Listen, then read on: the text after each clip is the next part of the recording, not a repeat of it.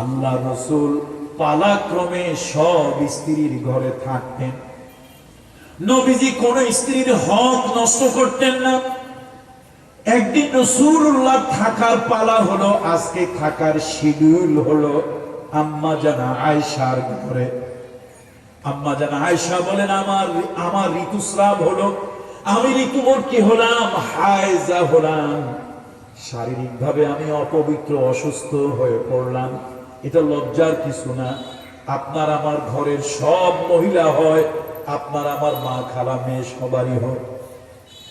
আম্মা জানা আয়েশা সিদ্দিকা বলেন, রাসূলুল্লাহ আজকে আমার ঘরে থাকার কথা, কিন্তু আমি ঋতুবতী হয়ে গেছি, হায়েজা হয়ে গেছি।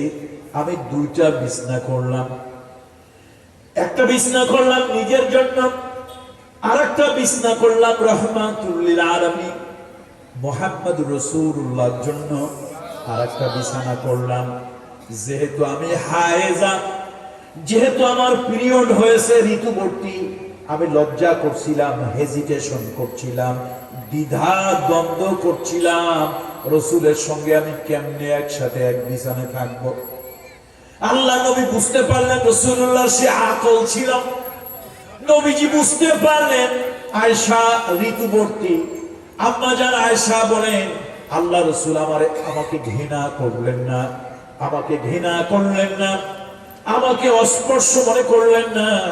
রাসূলুল্লাহ তার বিছানায় শুইলেন, কিন্তু আমার এত কাছে নবীজি শুইলেন, এত কাছে, এত কাছে রাসূলুল্লাহ আমার এত কাছে শুইলেন। ও দুনিয়ার মানুষ, আল্লাহর নবী আর আমার মাঝখানে একটা কাপড় ছাড়া আর কিছুই ছিল না।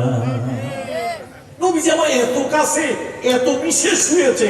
নবীজি আমাকে ঘৃণা করেন নাই, আমাকে অসুখ মনে করেন নাই, আমাকে তাড়িয়ে দেন নাই, দূর দূর করে দূরে সরিয়ে দেন নাই। আমি তো ঘুমিয়ে আছি, গভীর রাত। আচ্ছা, রাতের বেলা হঠাৎ ঘুমের মধ্যে আপনাদের ঘুম ভাঙে টাঙেনি? কথা বলেন না রে ভাই। আম্মা জান আয়েশা বলেন, হঠাৎ ঘুমে, গভীর ঘুম, সাউন্ড স্লিপ, গভীর ঘুম, এর মধ্যে হঠাৎ আমার ঘুম ভেঙে গেল। আমার কেমনি যেন হাতটা নবীর বিছানা গিয়ে পড়লো, দেখলাম বিছানাটা খালি। আহারে, আমার মনটা খারাপ হয়ে গেল। আমি ঋতুবতী, হায়েজা, আমার পিরিয়ড হয়েছে। নবীজি বোধহয় আমাকে অপছন্দ করে অন্য কোন স্ত্রী ঘরে চলে গিয়েছে। মনটার মধ্যে খুব জ্বালা পোড়া লাগতে লাগলো, কষ্ট লাগতে লাগলো। আমার ঘুম আসছে না, আমি শুয়ে আছি। আমি যদি আজকে হায়েজা না হতাম, ঋতুবতী না হতাম, হয়তো নবীজি আমাকে ছেড়ে চলে যেতেন না। আম্মা জান আয়েশা বলেন, এমন সময় ওই হুজরা অন্ধকার, ওই রুমটার ভিতর থেকে গুনগুন গুনগুন গুনগুন আওয়াজ আমার কানে এলো। আমি বুঝতে পারলাম কেউ কাঁদছে। আমি অন্ধকারে হাতড়াতে হাতড়াতে রাসূলুল্লাহর গায়ে হাত দিলাম। আমি লক্ষ্য করে দেখলাম রাহমাতুল লিল আলামিন সিজদায় পড়ে পড়ে কাঁদতেছে। আমি গভীরভাবে লক্ষ্য করলাম রাসূলুল্লাহ দীর্ঘক্ষণ দাঁড়ায় দাঁড়ায় কেরাত পড়লেন, খুব নিচু আওয়াজে, যাতে আমার ঘুমের ডিস্টার্ব না হয়। আল্লাহ রাসূল ওই সময় কাঁদলেন, মৃদু স্বরে কাঁদলেন, রুকুর মধ্যে কাঁদলেন, সিজদায় কাঁদলেন। আল্লাহ রাসূল এত কাঁদলেন, এত লম্বা লম্বা করে সিজদা রুকু দিলেন। নামাজ শেষ হলো। রাসূলুল্লাহ বুঝলেন আমার অন্তর জ্বালা, আমি ঘুমাই নাই। আল্লাহ নবী আমাকে ডেকে বললেন, আয়েশা, তুমি কি মনে মনে ভেবেছো আমি তোমাকে ঘৃণা করে অন্য স্ত্রী ঘরে চলে যাব? না, আমি তা জানি। আয়েশা, রাতটা এমনি এমনি ঘুমায় কাটাতে চাই না। আমার আল্লাহর সাথে ভালোবাসার সম্পর্ক আরো গভীর করার জন্য আমি একটু দীর্ঘ রুকু সিজদা দিয়ে আল্লাহর কুদরতি কদমে সিজদা দিচ্ছি না। এই যে একটা সম্পর্ক। আচ্ছা, নবীজি লাগে কি? লাগে যে যাকে আল্লাহ তাআলা মাসুম বলেছেন, ঘোষণা দিয়েছেন, হাবিব আপনি মাসুম, গুনাহ আপনাকে স্পর্শ করবে না। সেই নবী আম্মা জান আয়েশা একদিন জিজ্ঞেস করেছিল, হুজুর এত কিছু আপনার করা লাগে? নবীজি বললেন, আওয়ালাম আকুনা আবদান শাকুরা। এ আয়েশা, আমি কি আল্লাহ কৃতজ্ঞ বান্দা হব না? এই যে আল্লাহর সাথে একটা গভীর ইন্টিমেসি, একটা গভীর সম্পর্ক। তবে বলছিলাম, আজকে ভালো মানুষ হওয়ার জন্য আমি নিজেও যেন ভালো মানুষ হতে পারি, আপনারাও যেন ভালো মানুষ হতে পারেন। 10টা টিপস। কয়টা টিপস? প্রথমটা কি বলছিলাম মনে আছে না ভুলে গেছেন? কি? আত্মসমালোচনা। আর একজনের সমালোচনা না।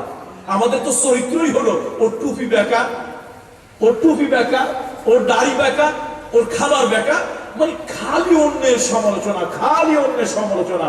কিন্তু আমার নিজের আয়নায় নিজের চরিত্রটা আমি কখনো দেখিনি, আমার সমালোচনা আমি কখনই করিনি। তাহলে নিজের সমালোচনা প্রথম। এরপরে 2 নম্বরে কি করা বলুন তো? বলুন। আল্লাহ তাআলার সাথে আরো বেশি সম্পর্ক। 25 নম্বর সূরা, সূরার নাম হলো ফুরকান। সূরার নাম কি বলুন? এর 63 নম্বর আয়াত থেকে, যদি আল্লাহ আপনাদেরকে তৌফিক দেয়, যারা মোটামুটি কোরআন শরীফকে পড়তে পারেন, অন্তত তাফসীর ব্যাখ্যা না পারেন অসুবিধা নাই, কোরআন শরীফকে পড়তে পারেন, আপনি একটা বঙ্গ অনুবাদ কোরআন নিয়ে 25 নম্বর সূরা 63 নম্বর আয়াত থেকে পড়া শুরু করবেন। কত নম্বর ভাই? 63। যেহেতু আমি সময়ের কারণে আমি ওদিকে গেলাম না, 63 নম্বর আয়াতের মধ্যে থেকে পড়বেন। দেখবেন ওখানে ওয়া ইবাদুর রহমানিল্লাযীনা ইয়ামশুনা আলাল আরদি হাওনা, এখান থেকে আছে রহমানের গোলাম যারা হবে তারা রাতের বেলা উঠে একটু রুকু করবে, সেজদা করবে, একটু লম্বা আওয়াজ দীর্ঘ নিঃশ্বাস নিয়ে ডাক দেবে আল্লাহ। আল্লাহকে ডাকবে। আল্লাহকে ডাকলে আল্লাহর সাথে একটা গভীর সম্পর্ক হবে। আল্লামা ডক্টর ইকবাল রহমাতুল্লাহ আলাইহি, যিনি লেখাপড়া পাশ্চাত্যে করেছেন কিন্তু দিলটা ছিল মদিনামুখী, একজন তারে জিজ্ঞেস করলো,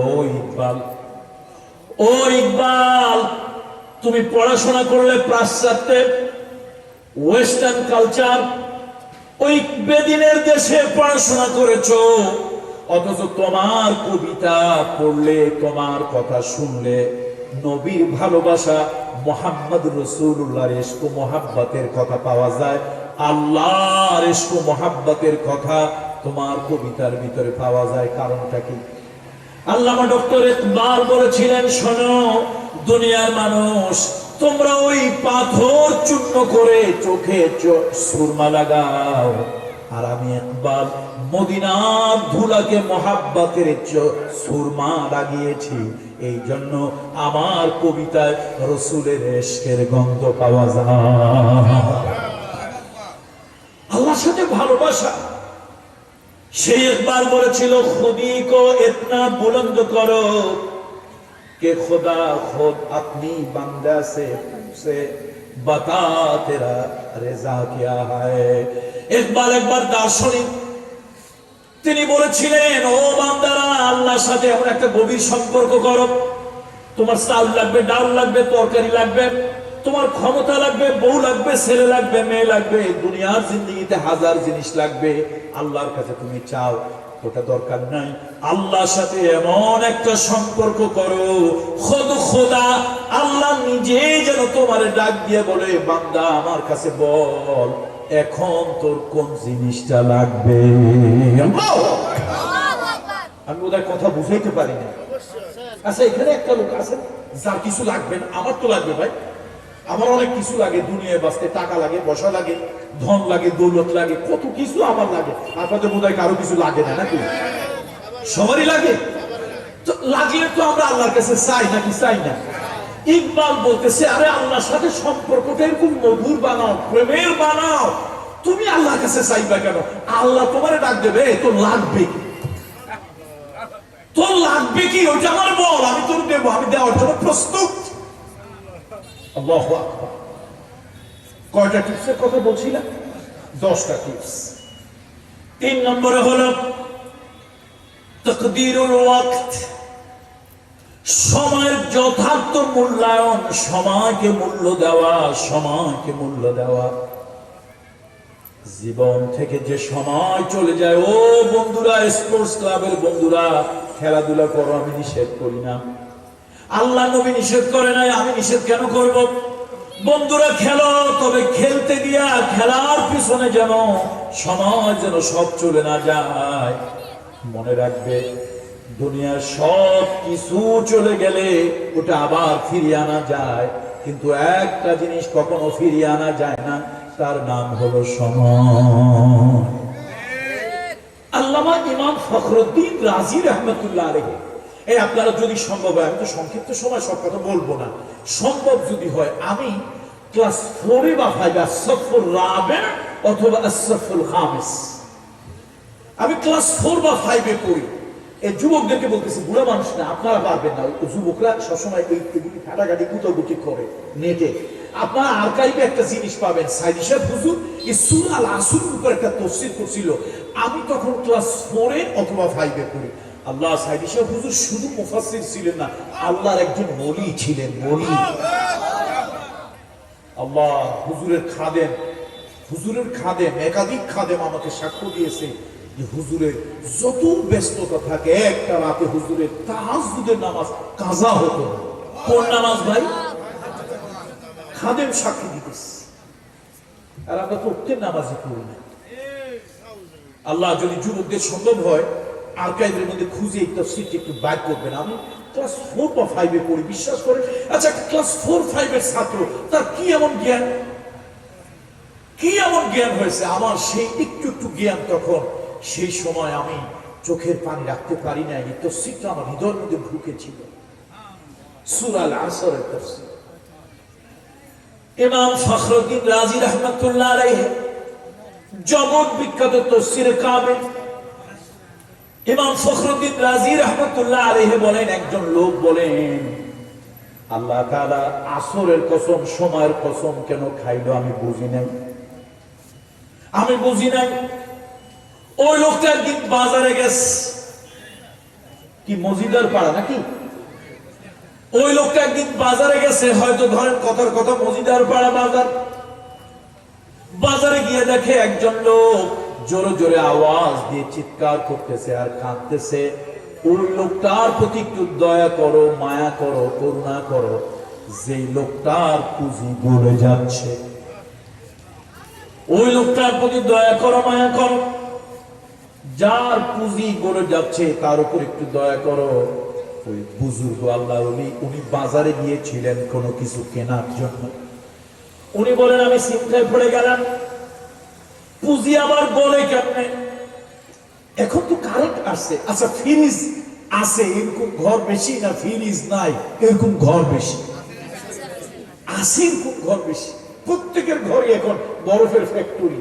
আগেকার দিনে যখন প্রথম কারেন্ট আসলো, বিভিন্ন বাজারে আইস ফ্যাক্টরি বানানো হতো, সেখানে আবার আইসক্রিম বানানো হতো। এখন বলেন তো 200-300 বছর আগের কথা, তখন কি কারেন্ট, বিদ্যুৎ হয়েছে? বিদ্যুৎ নাই, আইস ফ্যাক্টরি নাই। ওই লোকেরা আইস বরফ আনতো হিমালয় থেকে, এটা অনেক সিস্টেম করে প্রসেস করে আনা লাগতো। তো একটা লোক ওই হিমালয় থেকে অনেক পরিশ্রম করে এটা সিস্টেমেটিক ওয়ে, একটা নির্দিষ্ট পদ্ধতিতে একটা সিস্টেম করে হিমালয় থেকে বরফ এনেছে এই লোহাগাড়ার মজিদিয়া বাজারে, মজিদার পাড়া বাজারে। এখন আজকে কি দুর্ভাগ্য লোকটার, আজকের বাজারের আবহাওয়া এরকম, লোকেরা সব কিছু কেনে কিন্তু বরফের দোকানে কেউ যায়ও না, কেনেও না, দরকার নাই। আর ওই বাজারটা হলো বালুময় বাজার, বরফ গলে গলে পানি বালুর মধ্যে ঢুকে যাচ্ছে। আচ্ছা আপনারা বলেন তো, বরফ গলে কি হয়? পানি যদি বালির মধ্যে ঢুকে যায়, তো এই যে বরফ যে আনতে হাজার হাজার টাকা খরচ হয়েছে, রুপি খরচ হয়েছে, এই সালাদটা কি আর থাকে? পুঁজিটা কি থাকে? ওই যে এক বেচারা বিভিন্ন পদ্ধতিতে প্রসেস করে বরফ এনেছিলাম, গাধার পিঠে ঘোড়ার পিঠে চড়াইয়া অনেক কষ্ট করে অনেক প্রসেস করে বরফ এনেছে, কিন্তু আজকের বাজারে বরফ কেউ কেনে না। বরফ বাতাস লেগে লেগে গলে গলে পানি, আর সেই পানিগুলো বালুর মধ্যে ঢুকে যাচ্ছে। লোকটা দেখতেছে অল্প সময় পর আমার পুরা পুরা বরফের চাকাটা পানি হয়ে বালুর মধ্যে ঢুকে